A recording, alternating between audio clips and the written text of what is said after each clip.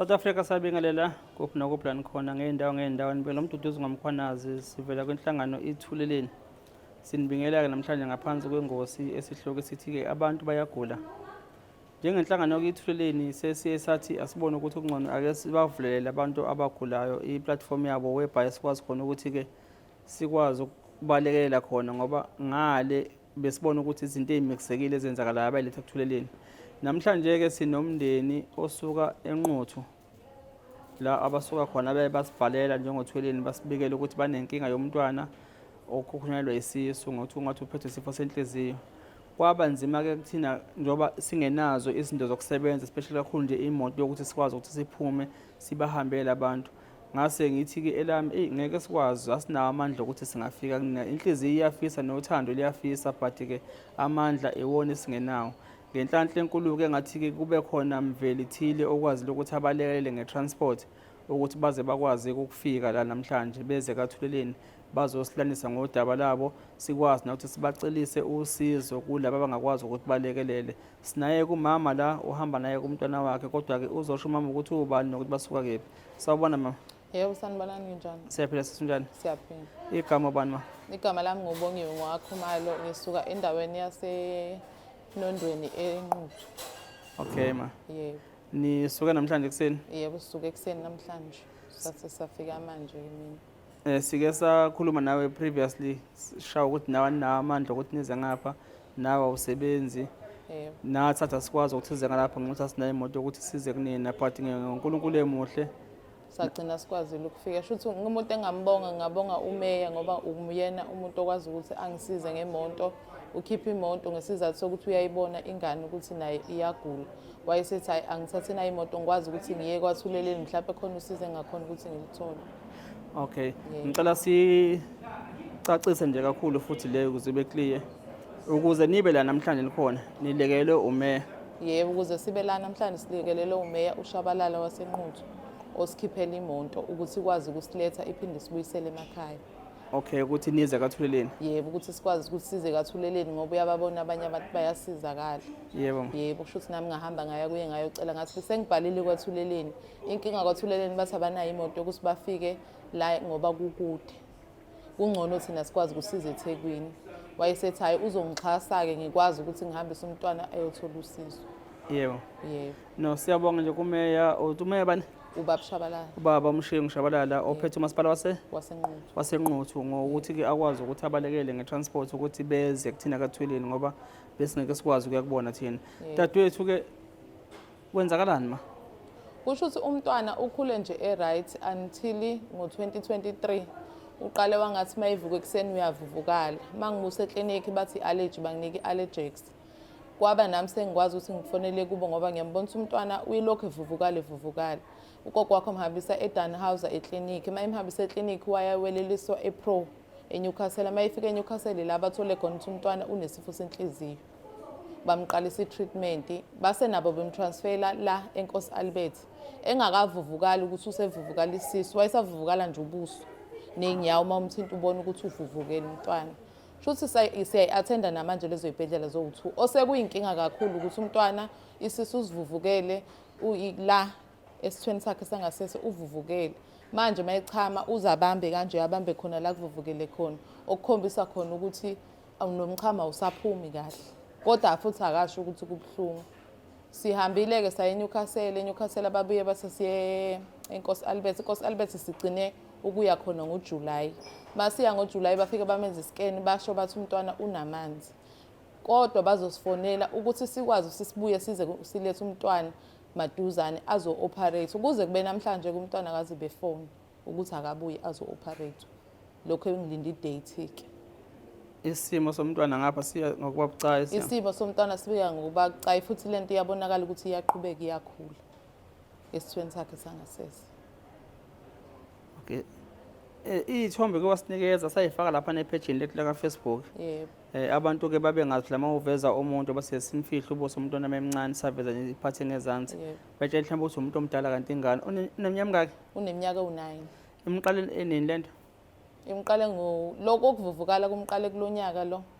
Kumqala ngonyaka ophelile usuyophela ngathi kuyavuvukala kuphinde kubuye kuphinde kuvuvukala kuphinde kubuye manje sekuvuvukele sekuze kuqinile kuyezwakala ukuthi into eqinile engaphakathi emntwana esithweni sakhe sangasese ngoba nesisu naso uma usithinta uyasiza ukuthi siqinile. Okay. Yebo. Uyakwazi ukudla? Uyadlala futhi akasho ukuthi kubuhlungu. Into eyinkinga akakwazi ukuthi agijime mhlawumbe ibanganyana because uyakhathala. Oh, siyamsinda manje sesi. Kuyasinda, uyasho futhi naye athi kuyasinda. Nokudlala useyadlala aphinde ahlale phansi, aphinde adlale, aphinde ahlale phansi. Ngoba uyasho ukuthi lento le iyamkhathaza iyasinda. South Africa yazi abantu abaningi bebecala mhlawumbe siyadlala mangabe sithi abantu bayagula la ngaphandle. Abantu bafethu bayagula. Izifo ezahlukahlukene zisifikele ngempela phezulu kwesikhathi samanje siphila kusona. Nathi njengothule lapho esimkhona asazi kwenzakalani, yabo. But ke esikubonayo njengamanje ukuthi izibhedlela zikahulumeni ezimathi uhulumeni efisa ukulekelela. But sithola ukuthi kwesinye isikhathi odokotela abanamava kulezi zifo ezinjengalezi ezinezazo ibona abashodayo ezibhedlela zikahulumeni ngoba bashiye bayofuna amadlila ahlaza ezibhedlela lezi ezimele. For example nje njengesimo sika mfowethu ngihlala ngenze example ngaso uNtando kwakunzima la izibhedlela zonke sehambile ebuya ngisho eGoli kwakhona bengalitholi usizo. Kunalokho uthi babethi la kusesibhedlela seThekwini bafuna nje ukuthi bamsike bavule babuke khona ngaphansi baphinde bamthume. Kwaze kwavela uDr Nkosi all the way from eNewcastle naseMnambithi wathi no uphethwe isifo sokuthi mina ngizokwazi ukuthi ngimlekelele nesibhedlela saseMnambithi 11 hospital sathi no sizokwazi ukuthi simlethe umntwana umfowethu uNtando simadmit udokotela akwazi ukuthi amlekelele esibhedlela ngaphakathi ngempela wafike wamhlinza. Okubuhlungu njengamanje baningi abantu abavelana lezi zifo bashawa ilento engishoyo ukuthi uyabona noma befisa izibhedlela but akekho abakwazi ukuthi bazokwenza yabo njengoba nje isimo sengane sichaza sikanje idate namanje cathi awuyitholi idate yabo but isimo sengane sempilo siyaqhubeka sona ngaleyo ndlela sesiceleke thina ukuthi ke singabheki ukuthi sibheke uhulumeni kuphela siyalicela usizo nanoma ubani ongaqhamuka kuma private hospital uma kukhona imali yokuthi umntwana angene ngaphakathi abasoze bamnqaba bazomukela bamhlinze umntwana esengisho ukuthi ke usizo silicela ngayo yonke indlela kuma private hospital nawo bangakwazi asilekelele basihlinzele umntwana okungathi mhlawumbe nansi imali umntwana ngamfaka e-private hospital nakhona akwazi ukuthi angene ahlinzwe ngoba ngisho ukuthi kuma private hospital ngeke size sithole i-waiting list noma i-waiting date i-date ekude because bona banabo vele odokotela bama specialist ngaphakathi kubona. Hence kungafanele nesimo sangapha kuthina ngoba sesinga understand thina ukuthi kwaHulumeni kwenzakalani maye kube nje ngoba izimo enjengalezo. Ngoba uzofika udokotela uthi uyafunda afundele enganeni yakho ilimali engane. Kusasa sekufuneka kuboshwe dokotela. Yikho ke abantu abanye bayasaba ukuthi noma uthi ngawathatha amashance la ngakwazi ukuthi ngimhlinze but mangasenzeki kuzoba iphutha njengalelo ukuthi usiyasaba yabo. So ke njengamanje ubali ibhedlela lembi lesenihambile. Yebo zikuthuma. iNewcastle neNkosi Albert. Nigcine neNkosi Albert? Sigcine ngoJuly 24. Oh this year. Yebo. Okay, nibona udokotela ubala lapha? Udokotela esasimbona kwakuZulu yena wamtransfera ukuthi angimazi lo dokotela unegama lesindiya. Because uZulu yena obebhekene nesimo senhliziyo ngeke ngize ngisho ngithi uDr Zulu uye. Yes, okay. Yena nguyena uDr Zulu engafike ngamchazela ngesimo sengane sokuthi ingane iyavuvukala kanje. Wasitransfera kulabo dokotela bakhona abanye ukuthi safike sabona omunye siyile ngoApril saphinde sabona omunye siyile ngoJuly so angeke ngize ngimazi futhi nje banamagama lawa esindiya. Okay. Sasuka lapho saye anesthetic phezulu la kulabo dokotela kuyibona kwathiwa ibona abayisa umuntu etheater.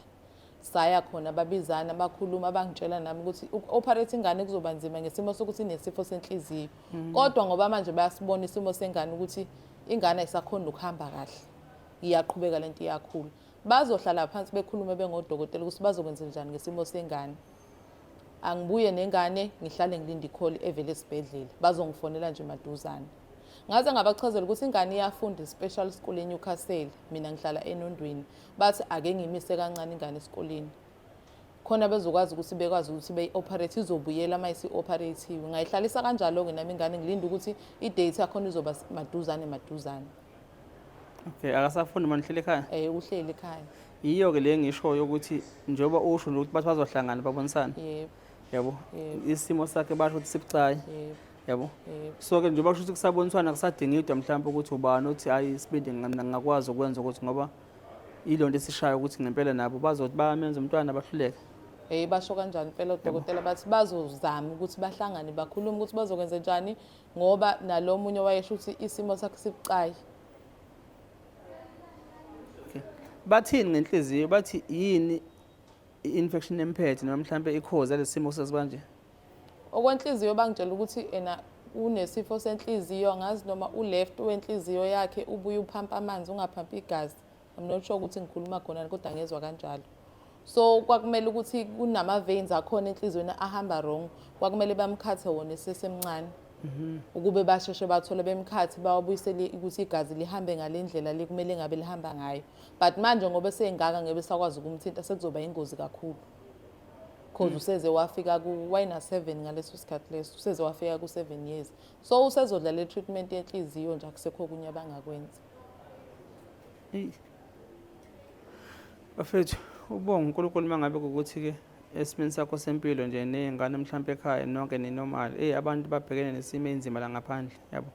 Uma ngabe ukuvashela nasey'bhedlela uyobona uzofika ubone ukuthi abantu bayagula. Mina-ke lapha eNkosi Albert umuntu akasaphili khona because abantu abeza kanje sigcina vele beyosizakala khona. Nathi sifike sibuke nje nomphela osuke size ngayo simlethile but uma ubuka eceleni ufika ubone, yabo. Basuke bebaningi Yes, kakhulu abantu ukuthi- baphuma indawo Yabo, ezihlukile. abantu babhekene nesizwe kanjani. Siphinde futhi sinxuseke again kuyona iNkosi Chief Albert ukuthi-ke kwi-management yabo yonke nodokotela bonke, yabo. Mhlawumbe akukho nabangaphinde mhlawumbe basenzele khona mhlawumbe uphinde bamlande umntwana azo-check-wa mhlawumbe ukuthi lesi simo sekusona njengamanje Ukuthi sesikanjani. sesikanjani ngoba njengoba usho ukuthi njengoba ulinde i-date ngala esingayazi ukuthi yanini isimo sakhe ngala siyaqhubeka. eNkosi Albert phela ukwazi umane usuke nje ushone Yes. khona kumele uthole i-date obhukelwe yona straight ukuze uzokwazi ukubona odokotela bakhona. Yes, yebo. Ngiphinde futhi ngathola nami nje ulwazi nokuvuleka amehlo kancane ngasenze ikhesi kamfana lomncane alwande lo wenenkinga yesihlathi, Yebo. yabo, ukuthi-ke nabo odokotela bebodwa ngaphakathi bahlukene lapha eNkosi Albert. Khona abaqhamuka ama-private hospital ngokuhlukana kwabo, Yebo. bakhona aba-government. So-ke collectively Yebo. baye bakwazi ukuthi babambisane njengoba nje babesho kwena ukuthi basazohlangana, Yebo. yabo.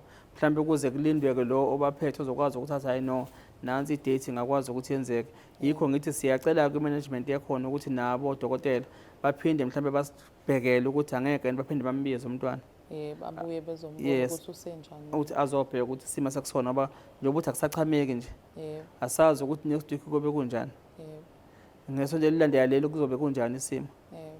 yabo. Njengamanje awusebenzi vele nawe Mina ngisebenza. niphila Umuntu osebenzayo ekhaya usisi wami ongilamayo. Naye futhi uyena yedwa osebenzayo ekhaya ngoba abazali abasekho. Sengingasho nje ukuthi yimi okhona engimdala nomkhulu-ke uyomdala bese kuba khona mina ney'ngane-ke. ngizama ukubheka lokho nje lokuthi njengoba umntwana kwi-condition kanje kudinga imali phela uyehla uyanyuka ey'bhedlela.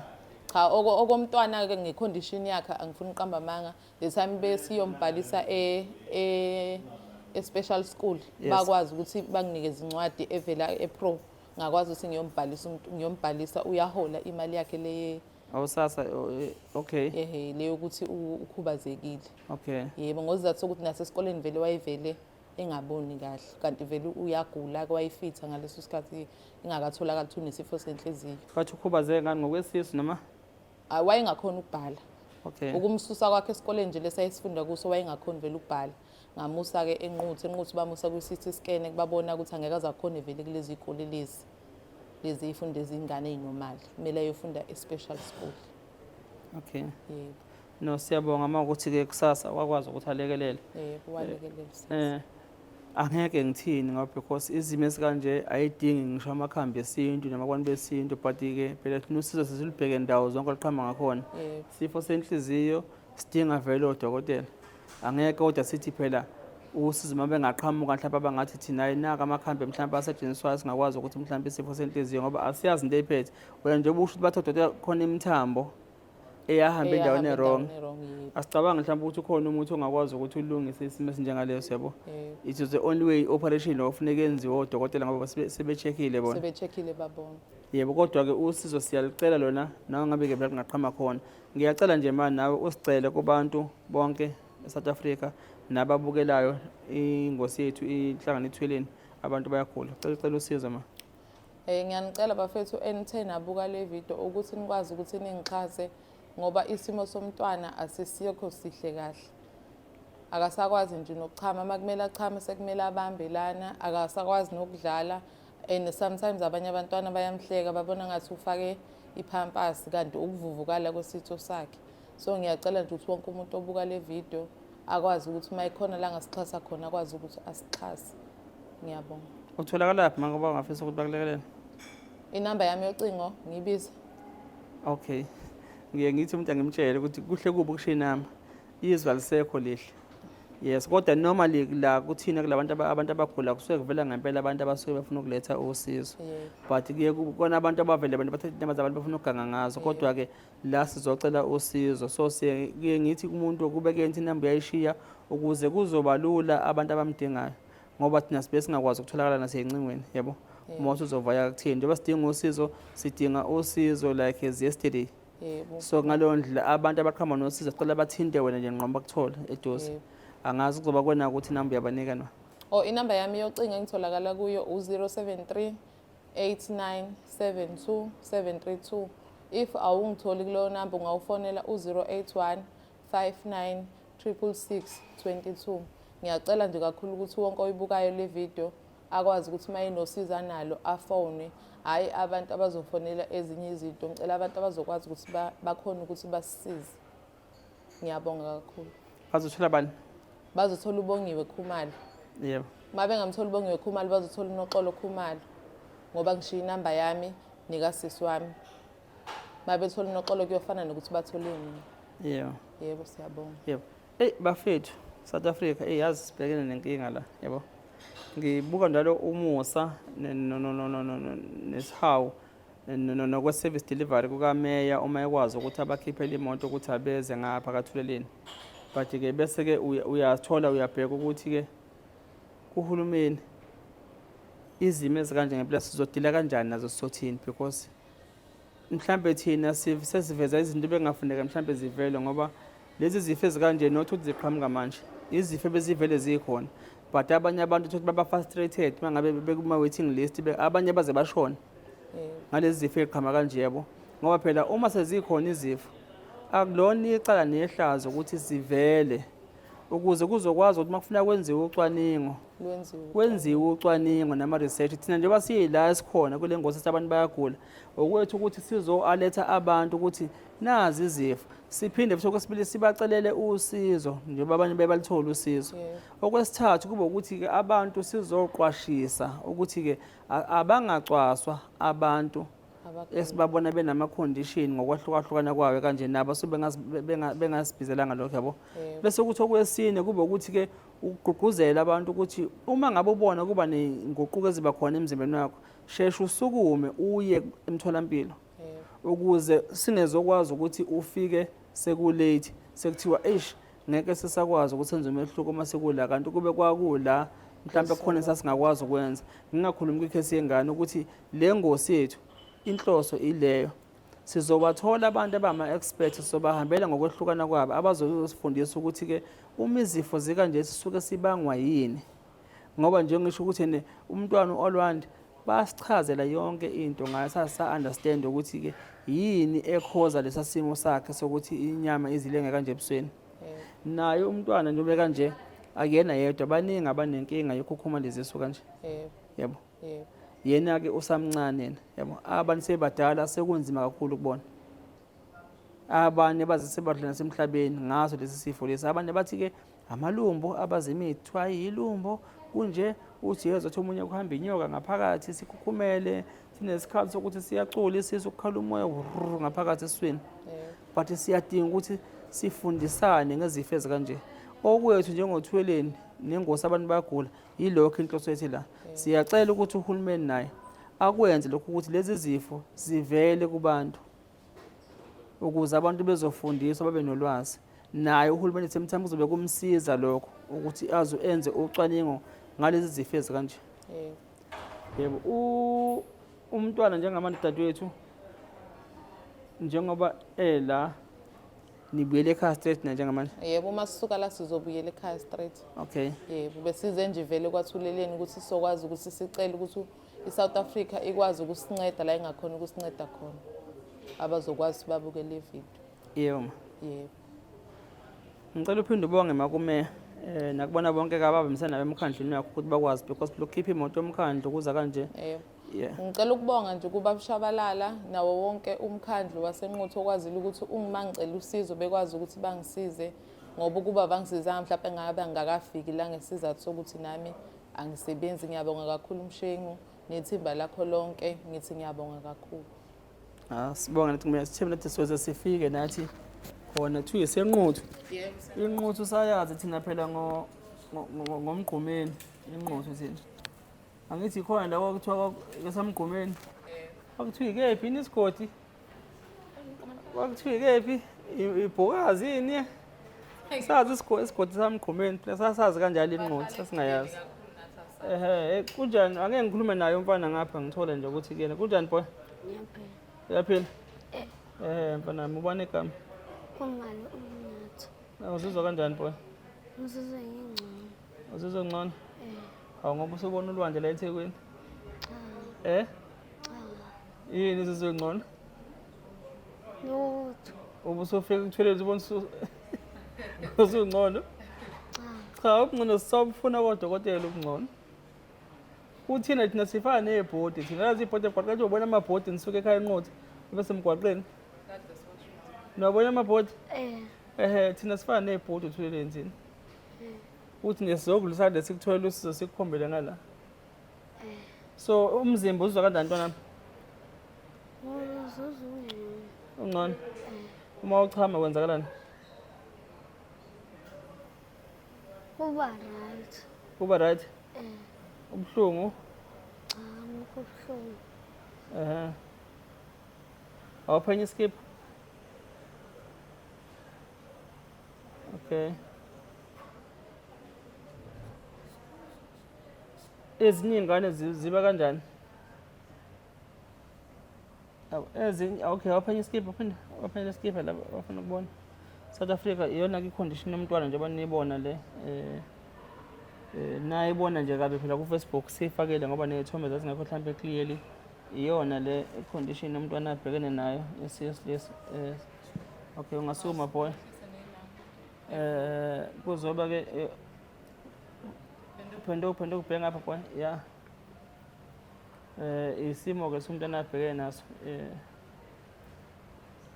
esicela ke usizo kuyona yonke indawo lapho selingaqhama ngakhona bathi umntwana uphethwe isifo senhliziyo osokuze kwenza ukuthi kuze kugcineke kukhumana ne-private party yakhe la nje banibona abaningi bayibona-ke nalapho na Facebook angazi ungabafezela boy wazime ngapha boy okay yabo nje abanibona nje South Africa ukuthi kunjani isimo ke lesi condition umntwana asebhekene nayo le sicela ke usizo noma ubani ongakwazi ukuthi asilekelele South Africa kungaze kube worse nalokho esikubonayo ilokho nesicelayo kulungile ungaqhoka mfana yabo ingane ikwazi ukuthi isimo sibuyele esimeni nayo ikwazi ukuthi iphile njengezingane zonke thina njengenhlangano eThweleni sizocela nje usizo ukuthi umntwana South Africa silekeleleni nayo ke inkosi Chief Albert siyacela siyanxenxa kakhulu siyazithoba kakhulu kwi-management kakhulukazi nakubona kodokotela singeke sigcine kubona kuphela siphinde futhi siyonxenxa nakuwona umnyango wezempilo la KwaZulu-Natal kusuka ekhanda ke kuwona inhloko yomama ke nomagugu waSimelane okuyena ophethe naku-HOD nakubona bonke kodokotela abangaphansi komnyango ukuthi ke sicela abalekelele nasi isimo somntwana esibucayi esibuhlungu kulokho abangakwazi ukuthi basize khona ingane umphefumulo nje sikulwelayo ukuthi ingane ikwazi ukuthi nayo ibele esimeni njengabantu bonke noma ke kungeke kufane phela ngoba sekushiwo ukuthi isifo sakhe simphethe if wayemncane wayezokwazi ukuthi akwazi ukuthi alekeleleke ilokho nje manje ke boy Sesikubonile kaThuleleni. Sesikubonile la kaThuleleni bro, uzoba right eh? Usafuna ukubuyela emakhaya Lucy mfana ufuna ukuhlala eThekwini? Yes. Usafuna ukubuyela emakhaya noma usafuna bakushiye la eThekwini sisanawe la eThekwini? Ushawa umoya la olwandle. Ubone nentombi lezabelungu lapha ebhisha. Uyibona ngentombi? Ngibonile. Manje wenzelani? Usifuna ukubuyela emakhaya? Eh. Hawu uyodla inkobe. Uyazazi inkobe? Okay, uyawazi ukulusa? Leli ijongo lela, ijongo. Awushayela jongo, uyijongo? Uyijongo nje? Hayi, khohlwa mama. Uyijongo nafuna ukugqisha insizweni. Yazi phasa ihlangu. Jongo. Yabo. Kulungile South Africa no siyabonga ke umntwana ke uye lo ngane zakwethu dadewethu kulungile ma elakho lokuvala sisiwami mhlawumbe ongafisa ukuthi ke uvale ngalo ungacela ukupha netho Elami lokuvala ngithi ngiyabonga kakhulu. Ngibonga ukuthi ngigcine ngikwazi ukufika kwaThuleleni TV. Ngiyacela bafethu obuka le video akwazi ukungisiza. Ngiyabonga nakubo kwaThuleleni ukuthi mangithi ngikhuluma nabo bengangivaleli isandla bekwazi ukuthi bengamukele ngendlela basho ukuthi angizi ngizoluthola usizo nangempela ngithe mangifika eThekwini ngabafica sakhuluma nabo. Ngiyanicela bafethu obuka le video osibonayo nesimo somntwana noma yilokhu usizo analo afisa ukusiza ngalo ngiyacela ukuthi sicela akwazi ukuthi asisize. Inamba yami yocingo bese ngiyishiyile. Ngayiphinda ma u-073 8972 732 noma uma ungangitholi kulowo namba ufonele u-081 59 666 22. Ngiyabonga kakhulu bafethu. Okay, South Africa siyazibongela njengenhlangano eThuleleni but ke sisho futhi ukuthi siyathanda ukubalekela abantu ngawo lonke usizo singakwazi ulethe kubona but ke nathi ke amandla ayehamba mbe anqindeke kanti nomthwalo somningi kakhulu. Siyafisa nje ukuthi sifike nakubona ngakwendawo ngendawo lapho bekhona but ke izimo zingaphezulu kokwenza ke sizohamba mhlawumbe sineticele ukuthi no sicele umnikela abangakwazi sinikela ngaye abantu sikwazi mhlawumbe ukuthi sithole nathi imoto ukuthi sikwazi ukuthi sibahambele abantu ngendawo basibizela khona ngoba kwamanje ngempela kusenzima babheke nje usisi usuka nengane le kude enqothi igula siphinde sibonge kakhulu ke kuyena umeya ngoba ngaba kwenzekanga ukuthi bazibafike la kube bengaphandle komkhandlo wabo wasenqothu ne-management yonke yakhona naye umeya okwazi ukuthi akhiphe imoto ukuthi ibalethe ngala ngoba sibona isimo sengane. Siyabonga nje kakhulu, siyabonga nje izandla zelula ekhanda. Umuntu ngabantu. Mina Mduduzo Mkhwanazi egameni lenhlangano eThuleleni ngaphansi kwesihloko esithi abantu bayagula. Ngiyasibongela. Nisale kahle emakhaya.